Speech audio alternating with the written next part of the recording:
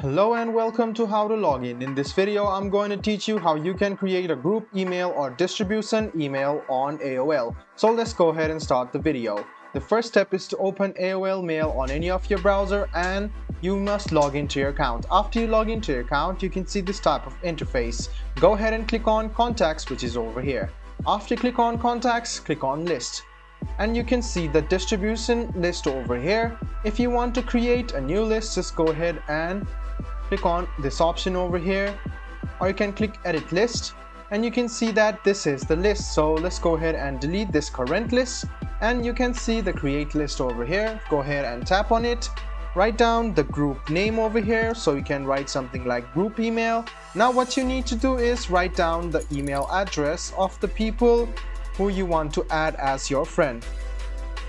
So you can see that after you are done, click on Enter and you can see the group mail has been created. If you want to edit it, just go ahead and click on Edit again. And you can select Google Accounts over here. So you can see that if there are some people, you can easily add them. You can see that some of the email addresses are here. So you can go to all and you can see these are your contacts. So you can search for their name. So go to Edit.